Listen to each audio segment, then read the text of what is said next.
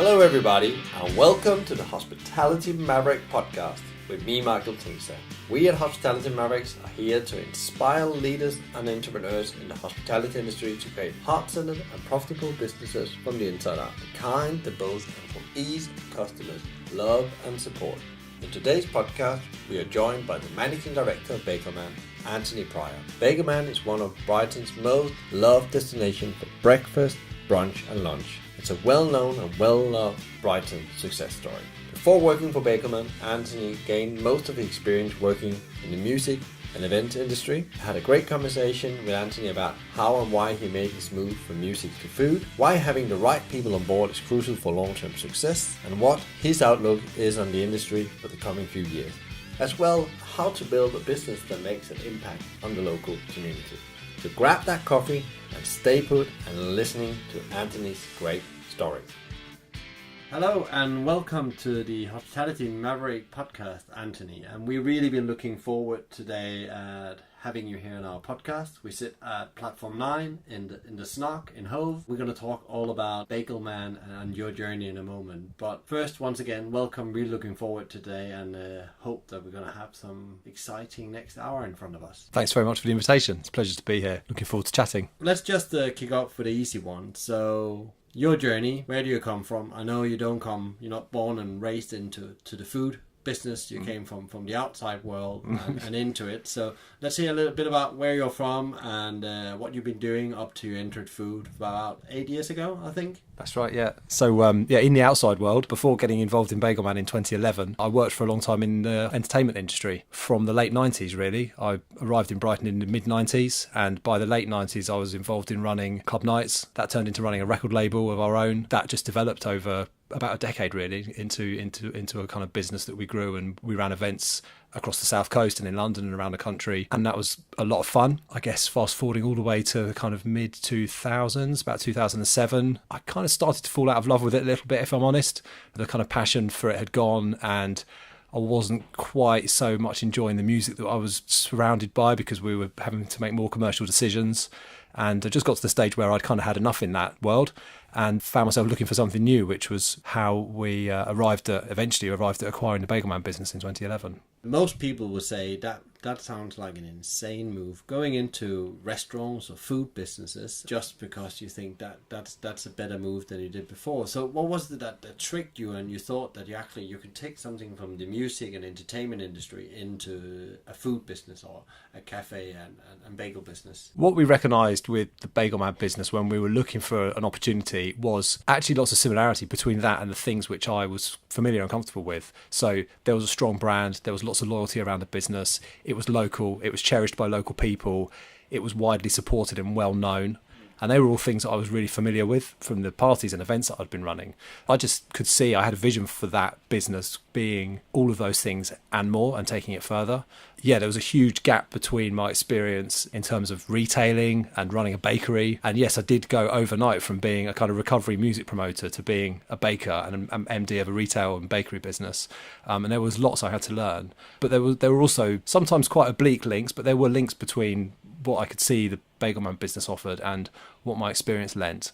I think in reality it was quite a long time before I was able to deploy my experience into this business, because this business actually took a couple of years for us to get it into a stage where we could think about the brand and think about the product and so on, because actually there were cultural things in the business that needed to be fixed, and it was a bit dated when we took over, so there was more modernisation than we realised had to be done to put the building blocks in place. So it took a little bit longer than I expected to kind of turn that corner. So taking that, I can see there's some clear links around the experience and so on. Is there any specific things where you thought, what I've learned here in the music industry, like skills, are very, transferable into the retail, bakery and cafe environment? I think I'd absorbed lots of great experience from working with great venue managers, actually, people who were really focused on customer service. So I was very much focused on the entertainment, the production, the customer experience from an atmosphere and a musical content point of view. But I was lucky enough to work with some great managers of venues who were really focused on customer service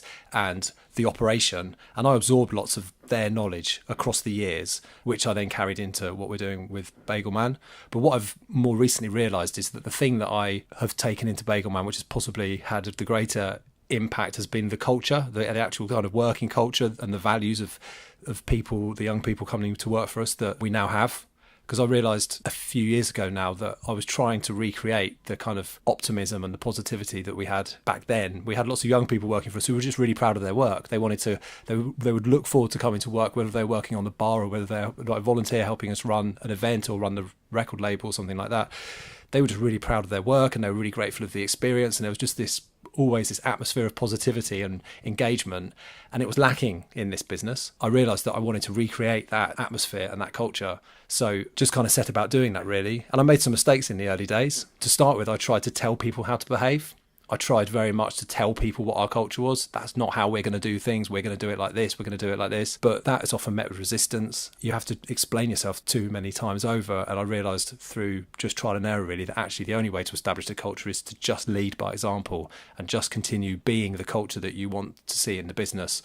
So I just carried on behaving positively, behaving with optimism, and just encouraging people that's how we were going to behave in this business. And bit by bit, one by one, people got on board, and we did turn the culture around into something now that we're really proud of. And it's kind of proved now in things like looking at our staff turnover numbers, where we've more than halved our staff turnover over the last couple of years by really focusing on the culture in the business and bringing people into the business who share the desire for that culture. Means that everybody's really happy and comfortable with their colleagues, and they stay because they're having a satisfying time at work.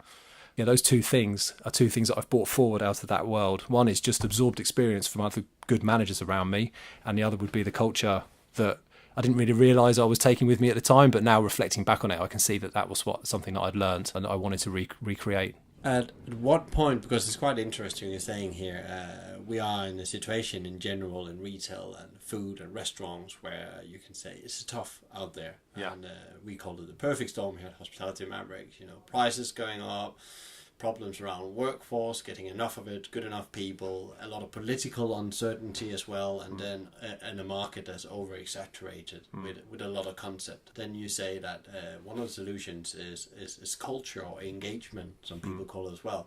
And many, 100% of the leaders, if you ask them, the big CGA survey that's done recently said this is important, but only 36 of them were really confident that their organization was actually able to do this, because it's not, and I know that as well, it's not an easy thing to do to create an engaged or a strong culture.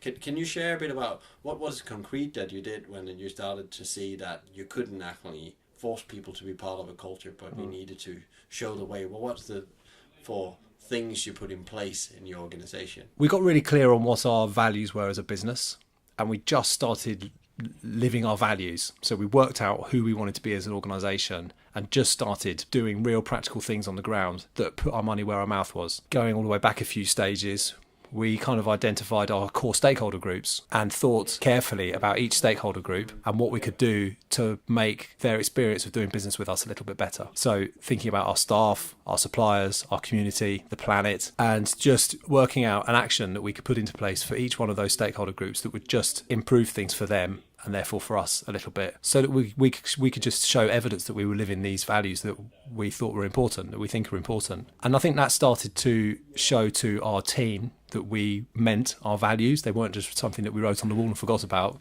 that these were things that we were actually genuinely going to apply to the way that we go about doing business. That was successful to a certain extent, but it improved the engagement with, I would say, a cross-section of the teams who were interested in things like, let's take the compostable packaging, for example. So our action towards improving our environment was to remove plastics from all the packaging, so switching all of our coffee cups, all the disposable packaging to compostable items. And you could see across the team, of our 50 people, there would be 10 or 15 people who were really motivated and inspired by that, and they would be kind of lit up by the project, and they would make sure that their colleagues around them were also getting on board and helping with those initiatives and talking confidently and positively to our customers about it, so that our customers knew that we were taking this action as a business, because there's much choice out there and consumers are increasingly conscious of where they're spending their money. So it's important for us to share these stories with the consumers too, so the staff are on board, they get it, they start talking about it positively over the counter, so the customers us then understand what actions we're taking. So each one of these things were small building blocks. You're thinking about our community as well and putting in place initiatives to help homeless people, raising a bit of money for homeless charities, and inviting some community groups to send people who are kind of coming out of rehab programs into our recruitment process. So hopefully trying to find work for people, focusing on skills development for young people, knowing that people are coming out of school and college without much soft skill. I don't really like that term, but kind of human skills stuff, communication and leadership skills. They were coming to us with none of those things, maybe straight from home, maybe straight from school. So working quite a lot on developing the personal development of young people so that, you might have an 18, 19 or 20-year-old who's possibly in their first job, and we're teaching them to make food, and we're teaching them to make coffee, and we're teaching them about food safety and compliance, but we're also teaching them about communication and leadership and how to be led and how to fit into a team so that they function better in our team. But also we're thinking about their career journey. When they're 25, 26, 27 and they're sitting in a job interview that really matters to them at that point, and they're asked a question about how they lead or how they like to be led, they can give a confident answer, or they can make an example of a time when they worked in this bagel bar in Brighton and they were taught how to communicate properly. So hopefully enhancing their job prospects at the same time. All these things helped us to kind of display the values, like build the values into what we were doing. None of them were really game-changing, though. They were all just small building blocks. The one thing that we changed 2 years ago now, which was a game changer, was the way that we recruit. So we'd done the typical thing, as you do in our world. A poster goes in the window, an advert goes on Gumtree or whichever online service you want to use, and loads of CVs come through the door. You start reading CVs and you think, this is just full of BS. And, CVs just, anyone can write anything they want on them. So it's, a mind-numbing process reading CVs, and inevitably people tell you what they want you to hear. We just decided that we were going to do it completely differently. So we binned the CV and we stopped looking at CVs in January 2017. We introduced a recruitment workshop instead. So we make it completely open. Anybody who's looking for work can sign up for the workshop. We normally make 20 places available. All we ask for is your name. We don't ask for a date of birth. We don't ask for any background or any experience or anything like that. We just want people to arrive at the workshop themselves. The workshop's designed then to get to know those people. And during the workshop, we share our values as an organisation, and we ask them to contribute to the workshop and share their values with us. So we're looking for alignment. We're looking for people who we feel are going to fit in well with our team. We also make the workshop a little bit challenging because it is difficult working on the shop floor in our business. It's fast-paced. It's quite pressured. You need to be able to display empathy when you're under pressure. You've got to, put yourself in the shoes of the customers and understand what the next guy behind that customer there has probably got a slightly different set of needs to the person you just served. So you continue to be having to think about all these things. So we are looking for certain skill set to do that. What we're not looking for is people who claim to be the best barista or claim to make the fastest sandwich or claim to know everything about the supply chain. We really aren't interested in those things. We just want people whose values fit the organisation. And when we started that process, it really did change the way it felt to be in the business. And our staff turnover rate started dropping really rapidly from a typical 100% staff turnover rate. At its best, it was about 15%. It's arrived now at more like 25 or 30%, which is a bit more natural and a bit more sustainable, I think. We're really proud of that because now we know that we've got young people walking through the door. We are always oversubscribed. We never have a vacancy that we can't fill. And when we fill vacancies, we often have 3 or 4 other candidates that we would love to be able to offer a job to as well, because the workshop's producing good quality candidates for us. Of all the challenges that we're facing in the market right now, thankfully, recruitment and retention isn't one of them for us. And we're really proud of that because we often hear the big guys talking about their absolute nightmares they're having with filling thousands of vacancies nationwide. That's definitely not our experience. Obviously, we're not operating nationwide. We're operating in a very small market, but we're really proud that that's where we've ended up. How many units and people is it that you employ across Brighton and the nearby areas? Normally about 55 staff, typically. Yeah. We've got 4 retail sites and a bakery. One of the retail sites is connected with the bakery, but we kind of treat it as a separate site operationally. All the stores are about the same size, apart from the station store, which is physically very small, but turns over 3 times some of the other units. That's very high volume, long hours, very fast paced up there. And the other stores are, well, they're 2 kind of what we think of as community stores and one that's more of a town centre store. They're all quite different in character, actually. But yeah, it's about 55 people, 4 retail locations and a bakery. Turnover number you just said is incredible compared to the industry, and you're right. There's many of the big ones, and also there's probably many of the big players that are very nervous about how they're going to deal with this after Brexit. But coming back to, I think you said something very interesting. We were very keen to find out, you said, who are we as an organization? How do we actually live, and how do we do things around here in everyday life?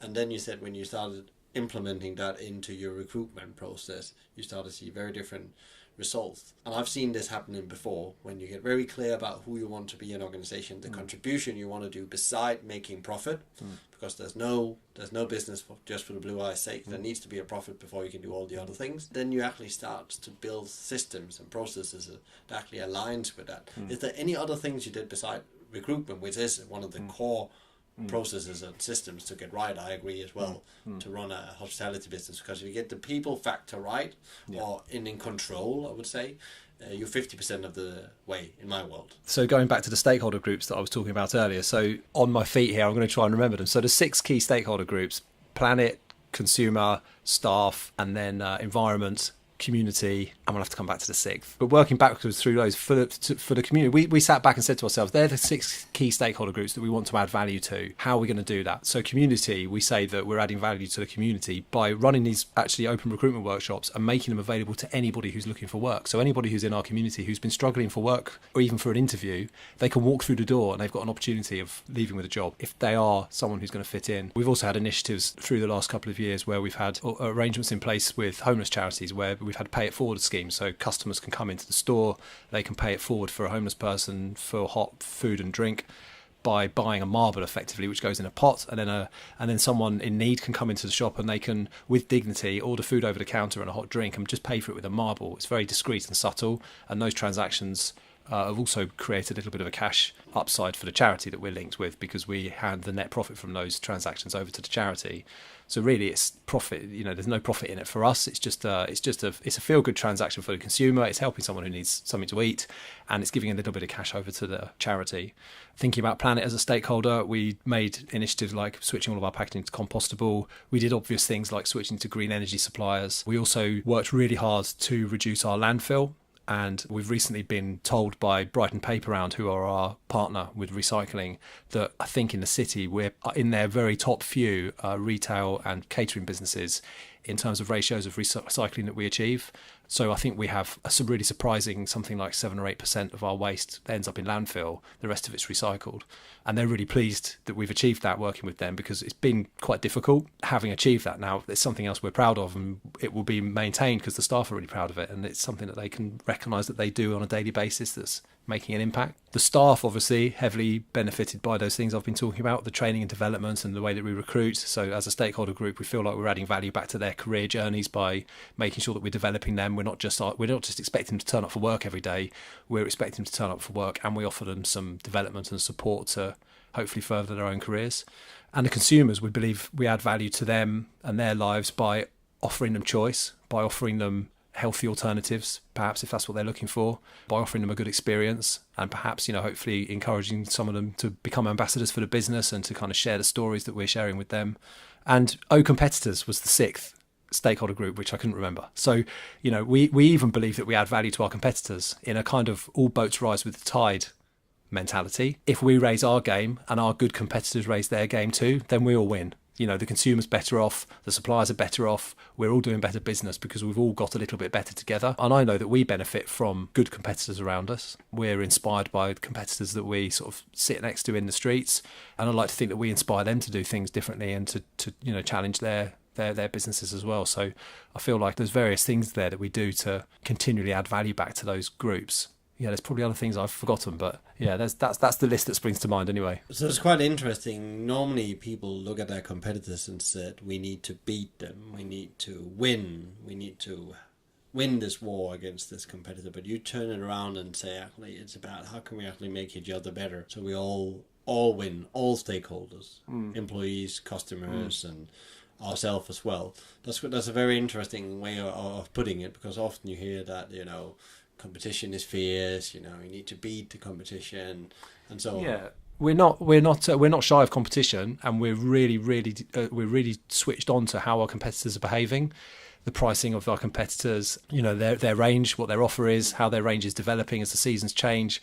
We try really hard to be completely aware of all of them, but they do fall into different groups as well. There's the very aggressive national competitors who we don't share a lot of love for. If we choose to compete against them, then absolutely we'll go and do. It's probably on price. It's probably on quality and price. But with the kind of with the smaller competitors or the independent competitors, there might be multiple local independent businesses. There's a mutual respect between us all, and yes, we do all compete, but we all have we all occupy a slightly different space, and we offer something slightly different. There isn't any other business in Brighton that offers quite what Bagelman does, and we might consider Small Batch in certain extents to be a competitor, or the Real Patisserie, or Flower Pot. But we're all actually slightly different. So I think that we all contribute and we complement one another, and we raise the game in Brighton by all of us having a very high standard, being aware of one another and being respectful of one another. But I don't feel like any one of us as large independents locally, I don't feel like we directly go and compete for one another's business. I just think we exist in a fairly buoyant market. We probably all end up at around the same price point, for certain things. That's just natural economics, isn't it? But I know that we certainly don't have an aggressive, competitive strategy against those businesses, but we have a more competitive, aggressive strategy, or certainly it's an awareness. I mean, we can't compete against, Pret or Eat or Leon on volume and price and those things and brand presence and marketing. So we have to compete by being recognised as being an independent local challenger that has a bit of charm, has a bit of character, and is offering something a little bit different. So we just have to keep telling those stories about what we're doing for the community and what we're doing for the environment, which those guys can't do. So hopefully they're the points of difference. Have you any point thinking about moving the business further away from Brighton, expanding into other cities? Has that ever been on the map? Or or maybe you could say on that question also, what is the plan? What are the next step then for Bagelman? Well, we've often looked at other areas close to Brighton, further away from Brighton. We've been very close to some sites. We've almost taken sites in places like Lewes and Worthing, and then for one reason or another we've got cold feet over the location, or suddenly the kind of just sense of the economy at the time, or the demographic that we're seeing visiting those streets or using shops nearby those where we've been looking. We've just been uncomfortable. And actually during that time the market's changed enormously in the last 12 months. But in the last 3 years, the market's almost unrecognisable now. And the way that people are using the high streets and the way that people are using town centres or community shopping hubs and town centres and travel hubs is changing every month. It feels like we're continually having to reevaluate where it is that we see Bagelman. At the moment, we're going through a huge reevaluation once again, and we're thinking very much about how the side of our business that's grown enormously over the last 12 months has kind of taken us by surprise a little bit, which is the scale of the online direct to business, direct to consumers homes business that we built quite strongly with Deliveroo. But that's just continuing now, where our Deliveroo business is starting to exceed some of our retail locations on a week by week basis. We're now considering actually how much retail space do we need? We pay so much rent and so much rates, and fewer people are using the high street, and fewer people are actually walking down the street to buy lunch when they can sit at their desk, use an app and have choice of the whole city's catering, F&B, food and beverage choice in front of them. They're not leaving their desks. They're kind of doing, they're ordering, instead of ordering lunch for one, going for a walk for a sandwich, they're ordering lunch for 5 of their colleagues around the room, and it's all coming from one place. That might be from us, but it might be from someone else. So maybe that's 4 or 5 visits to our shop that we're missing now. We're really proactively rethinking our retail presence in town and how we're going forward, whether it's even appropriate to have high street style stores. We've moved our Deliveroo service out of none of our retail locations have Deliveroo riders visiting in the town centre. They all go to our bakery now, because we found that so many Deliveroo riders were walking into the stores with helmets on and big backpacks, creating a really poor experience for the retail customers that were there, and freed the shops up of that. But it's made us realise, actually, perhaps what we just need is a really efficient town centre, localised distribution hub with a community store that provides some kind of community experience. And for those people who do want to walk through the store still and get a coffee and chat to someone face to face, it's still there. Yeah, just to shift the focus and finding ways of doing business with other businesses directly. We're finding that our catering service is growing really strongly.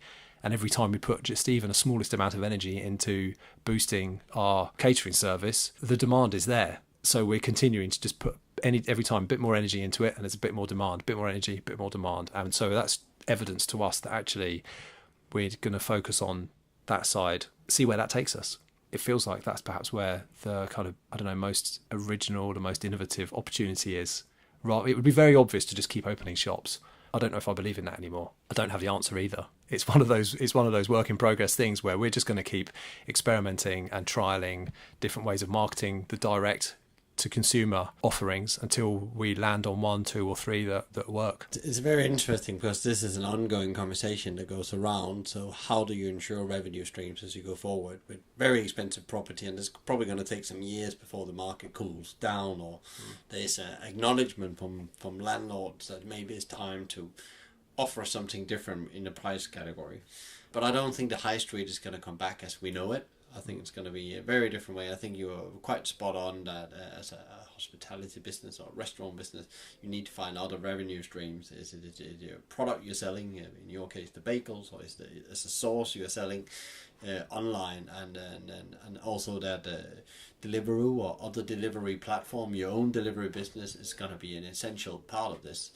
Deliveroo has definitely made an impact, but do you think there's any challenges with that model? Because I guess that there's some things you lose a bit of control over where you normally could actually, because you talked a lot about in the beginning, the experience be great, and you just mentioned again you have riders coming into the stores and they gave a bit of challenges for the retail customers experience. So do you see any challenges with the Deliveroo model, even though it's very successful from a numbers point of view? The Deliveroo model is very successful from a volume point of view. It's really challenging from a margin point of view because they take so much. It's a space that we feel that we need to be in because it's young and it's growing fast. We need to certainly be on top of it and understand how it's going. But we have talked about our own delivery service. We've talked about that margin that we give to Deliveroo. We could be using that for ourselves, for our own delivery service. And in doing so, perhaps we can bring back some of the experience that's been lost. People cherish their Bagelman experience because the quality of the food and the service, but walking through the door and the kind of the atmosphere and the banter with some of the staff, it kind of adds something to their lunchtime. That's completely eroded when you've got a kind of generic Deliveroo rider turning up at your front door in a motorcycle helmet and handing you a brown bag and not really speaking to you. The whole experience is gone. So we're really thinking about, actually, if Bagelman was to execute that delivery service, what would the experience be, and can we actually enhance that in some way? This is a very current conversation for us at the moment. Yeah, we have some interesting ideas about it, which, if we see them through, there'll be things that you start to see on the street, literally, over the next few months as we start to trial perhaps some of our own ideas. Yeah, a lot of those things I was talking about earlier were kind of experience-related things or values or culture-related things which the consumer feels when they walk into the store. If all we are is a dark kitchen and a bunch of Deliveroo riders, it becomes almost impossible to express those values. So you could argue that they're kind of lost, even though we hold them personally important to ourselves, and our team do. If we can't express them externally, then you start to lose them. So would we then start to lose the engagement of the people because they're not seeing the values lived that they want to be part of? So it's certainly going to be interesting. It's going to have its challenges as we kind of move into this new space. How do you see, because everybody talking about this situation, we call it the perfect storm, I mentioned it before. How do you see in general the market is, and how does that actually fit in with Bagelman locally here in Brighton? Because there is some big movement happening right now in the industry, and we've seen numbers of the big players, Jamie Oliver, Exactory, Eat, a number of other strata going into really challenges, not only the casual dining sector now, you can also see other concept, Passery Valerie last week into challenges as well. How do you think this is going to impact the whole industry, and where do you see all this is going? Our business is operating in a bit of a bubble market. Brighton is relatively buoyant compared to the rest of the country. So we're quite lucky in that respect. But it's very obvious that those businesses that you've mentioned, which have been expanding rapidly, opening 50 stores a year for 2 or 3 years, will have been expanding into marginal towns where the high streets were probably already under pressure and where the populations were probably already starting to spend less money on casual dining. And so what we're probably seeing is the effect of lots of store openings in marginally successful or marginally viable sites where they're paying lots of rent and the business wasn't there in the first place. So lots of the businesses where they're shutting lots of stores, those stores have only been open for a year or two. I mean, there's just an enormous saturation. It's almost, the mind boggles when restaurant chain after restaurant chain or independent after independent gets bought or invested in by a PE house or a VC house, and they go down a kind of store opening once a week for 2-year program. I mean, a couple of years ago, we were hearing about them all the time. And I remember thinking, that can't go on. How many more Coates and Jamies and Stradas and Oaxacas can the market take? Well, we're seeing the effect, actually, not as many as everybody thought. I guess what's going to happen is just a bit of a shakeout. You know, the weak offerings will fall away and the strong ones will survive, but probably with fewer locations. And like I've been talking about in terms of the delivered model, I expect that there's going to be a huge part of their business strategy as well will be to satisfy the at-home app-based delivery services in order to reach their kind of volumes and numbers that they need to see. So you think there's going to be a shakeout, and then the market will, in a way, find its own space? Because also, one of the things I often say is there's two things for certain, is that we need to eat. Yeah. And we're going to die. There's always going to be work for the restaurateur and the undertaker. It's about how you position yourself in that market. Do you see that the scaling of restaurant is a done thing? It's not going to happen in the speed we've seen? Or do you think that we're going to see another, in a couple of years, people forgot about that and then we'll try to do it again? Well, that's an interesting question. I expect that maybe we've seen the last of those huge waves, because what's happened over the last year and is likely to happen over the next year is probably going to leave quite a lot of carnage for a lot of investors. The strategy is going to be different going forwards. Maybe we have seen the last wave, and actually maybe the number of people now habits are changing and people are not visiting restaurants in the way that they used to. So perhaps that whole market is just going to look very different. And perhaps next time there is a wave of investment, once the dust has settled after Brexit, at some point in the next few years, there will be a wave of investment in food operations and serving people food. But whether that's chain restaurants in leisure complexes or chain restaurants on high streets is yet to be seen, isn't it? You know, chain restaurants on what high street? We don't know what the high street's going to look like or how people are going to be using it. That question will probably have a different answer every 6 months for the next 2 or 3 years, while the market just finds its feet and while people's habits shift. But then who knows, 3 years ago, someone came to me in the office and said, there's this thing called Deliveroo. They're going to deliver sandwiches for us. And I said, you've got to be joking. No one's going to order a sandwich and pay £2.50 on top of it to have it delivered. We're not signing up for that. I dismissed it, and it was pursued. And I said, okay, we'll try it on one side. And I was proven right for 3 or 4 or 5 months, £100 a month. Told you it's never going to work. And then suddenly it jumped, and then suddenly it jumped again. And that's only 3 years ago we started with them, I think, maybe. But then obviously, now I've said earlier, we equal a store's revenue out of delivery service. So I was taken by surprise by that. So in 3 years' time, there's probably going to be another huge disruption that we haven't even touched on because we haven't seen it yet. That's exciting and maybe presents an opportunity. We just don't know yet. Is it become very different to operate from when you started out in 2011 to now? Is that a very different environment to operate beside, we are in this situation right now, but in general, how to operate, your food business? Have you really changed and reinvented yourself a couple of times over the years? The nuts and bolts of the core operation are largely unchanged, really. The supply chain works in much the same way it has done in terms of the markets through which our main product lines are coming from. The way that our kind of hub and spoke bakery operation works is still the same. We've considered changes to that, but we've ended up not changing it because it just hasn't made sense from an operations point of view. So, yeah, the nuts and bolts, the kind of basic operation of the business is largely unchanged. Really, it's about how we've talked about the business and about how we've brought people into the business and about how we've shared our story, and we've had to get much more nimble in terms of product development and changing our menus and things like that, because actually for a long time the menu didn't change from year to year. Perhaps even some years there would be no price change. It would just 18 months would roll without a price change because the market was so steady in terms of supply chain. We didn't really need to change our pricing, so we didn't. That's not the case at all now. Our prices change frequently. Our supply chain and our supplier kind of network changes more frequently than it used to, just to remain competitive. And our menu does change probably quarterly, with small changes happening all the time. We've had to get more nimble, but I don't see that as the core nuts and bolts of the operation. That's marketing really. The core operation is largely unchanged. So it's interesting you're saying with prices and the change in the supply chain, because I guess you also, like many other fields now, Brexit is one thing, but also very hot summer, and in general just massive price increases in the market, maybe up to 9-10% this year, since the 1st of January.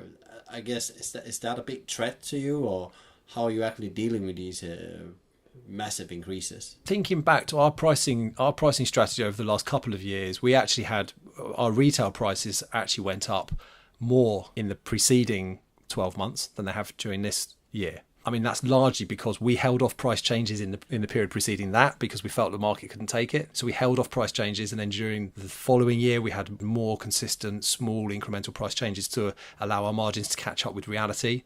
And then this year, actually, we felt that we were priced at the top end of the market. So throughout the course of this year, we've had cost increases that we've had to actually absorb because we felt that our pricing point has been at the kind of top end of the market, or what we think the market can take. Actually, our pricing strategy, it's been challenging this last year to get that balance right. And actually, a lot of those price increases you've been talking about there we've just had to absorb, which has an obvious impact on our margin. It's a constant balancing act between what we feel our consumer will take and what we know we're having to pay for our major lines of dairy products and deli products. Have you gone more plant-based? There's a lot of people that's gone. That's the vegan trend, as they call it. But I think also there's a need. Carl from Mushroom O talked a lot about it, that fish is getting so expensive that you actually need to subsidize to more plant-based meals to actually just run a profitable business. Is that also the case for you guys, that you looked into these products not only because it's a trend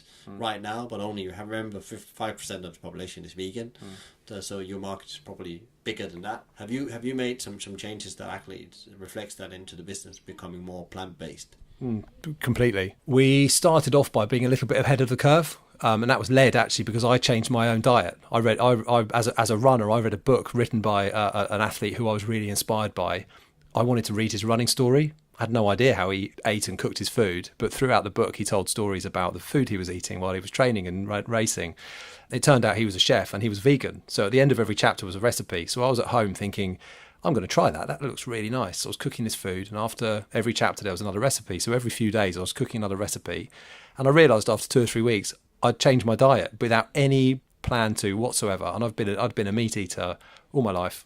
And so I found myself eating almost a vegan diet. I was still eating eggs a little bit, but I thought actually it's easy to cut those eggs out of my breakfast, and it's easy to cut that or whatever else I was using at the time. But I didn't really drink milk much, so I cut out cheese and I cut out eggs. I found myself on a plant-based diet and was really enjoying it. And then I started to understand more about the environmental impact of farm rearing of animals and so on.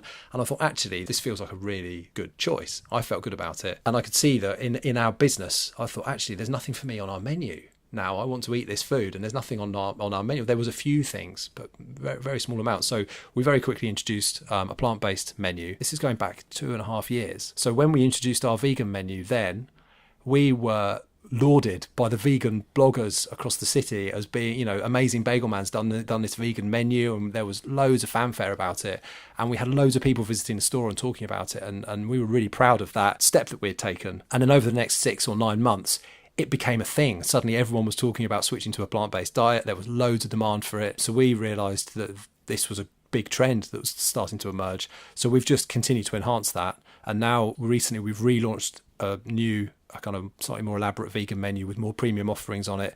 We're now producing in-house, we're producing more plant-based fillings of our own rather than buying stuff in, because we've realised that we can do it better than a lot of the products we were buying.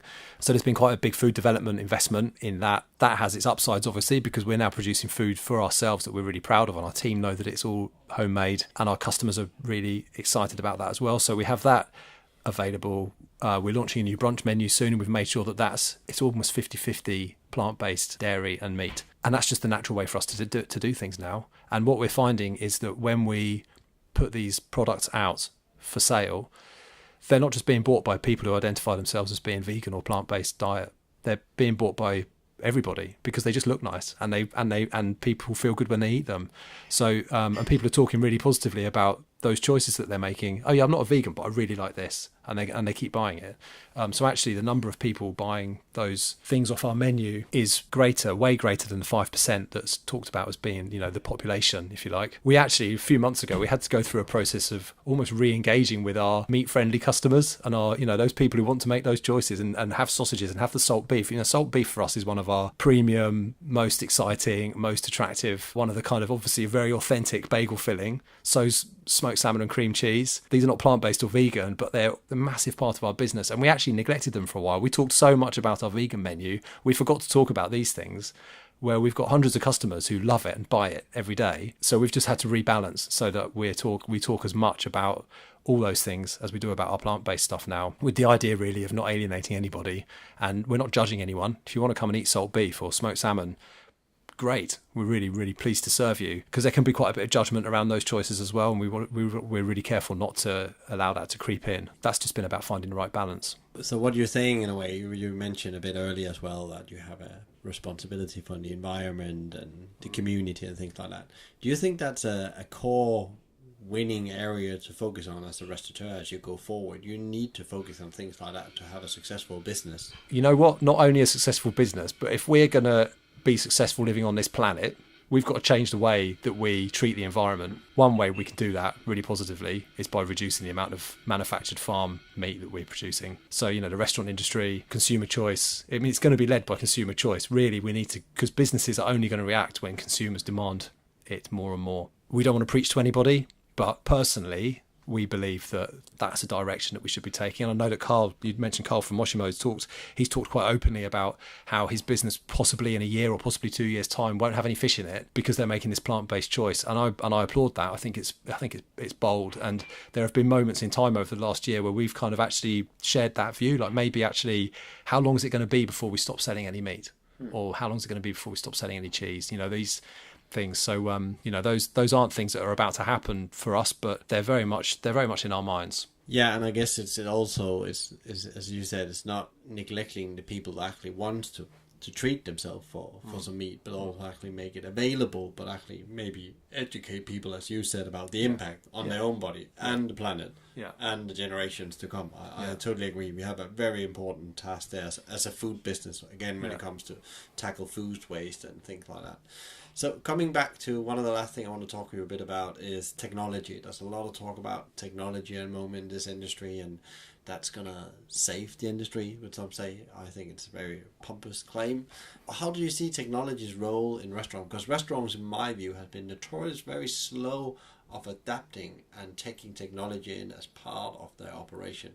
How's your view on that? Cooking food's quite analog, isn't it? That's perhaps why restaurants are behind the curve with technology, because actually traditionally in a restaurant you've got a till or a calculator and some internet. We now have things like Deliveroo, so there is more of a technology influence on a restaurant business than there's probably ever been before. But if you think about the national businesses, the national chains are famously data-driven businesses. Pret is basically a data business. They make their marketing decisions and their purchasing decisions and their customer acquisition decisions. They probably make their recruitment decisions based on data. So there's obviously a massive technology side to a business like that. A business like ours can't afford that kind of investment. So, we have high-tech till system that can tell us all kinds of information about the products that we're selling. And we've got our own app, which can teach us a little bit about customer behaviour, but not as well as we'd like it to. The technology that's affecting us biggest is the app-based delivery services like Deliveroo. That's not our technology. They're not our customers. So we can't get any customer insights from those services. They hold all that information and don't share it with us.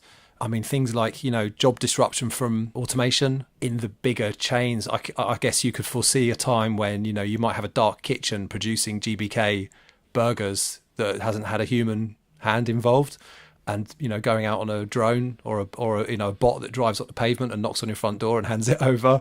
Those things, the technology exists for all these things. It'll only be a matter of time before it's economically viable. The other day I was at a conference actually, and I was handed a bag of Lego, and I was asked to build various models to express challenges and opportunities within the business. And at one point I actually built a little drone out of these Lego pieces and used it to tell the story of technology affecting a business like ours, and how, I used to joke a few years ago about how what we actually need is a drone flying around Brighton, dropping bagels into people's front gardens. I think actually we're not too far from that kind of thing being real if Amazon has their way. It's not the kind of thing we can invest in, but it's the kind of thing that will be happening. Yeah, and there's even talk about companies like Amazon with the technology and supply chain are now going into building restaurants, like high street restaurants, because they know exactly on that street with that data what it is that they need to provide. So in a way, that's quite a competitor to get.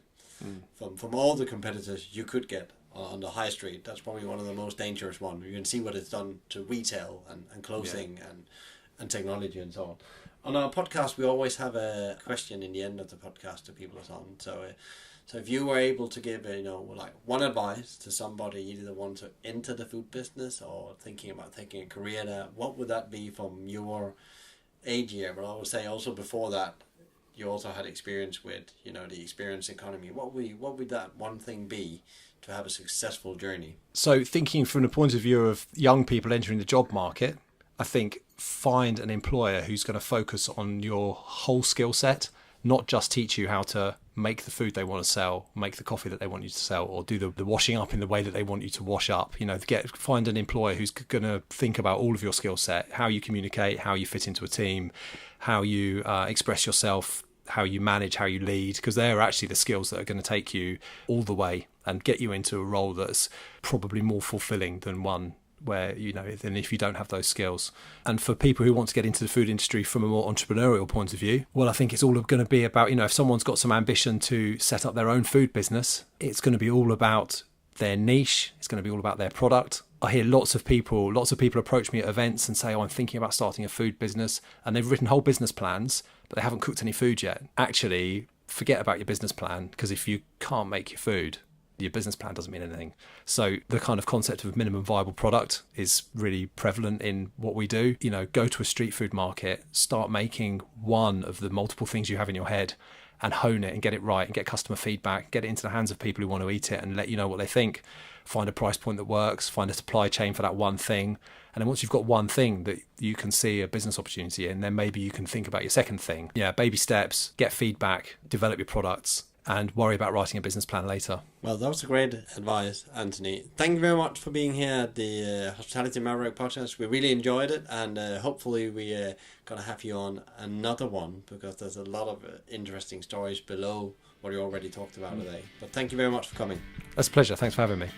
That's all we have time for today. Thank you, Anthony, for sharing your story and experience of leading one of Brighton's most loved food concepts. If you enjoyed today's podcast, please give us a like, review, share, or even better, tell us what you think. How can you successfully expand a hospitality business without compromising the culture that made it special in the first place? As always, thank you, Laura from Let's Talk Video Production, for your help making these podcasts awesome. We hope you have enjoyed today's Hospitality Maverick podcast with me, Michael Tingser. Tune in next time for another industry interview, and in the meantime, find out more about us on hospitalitymavericks.com. Thanks for listening, and be Maverick.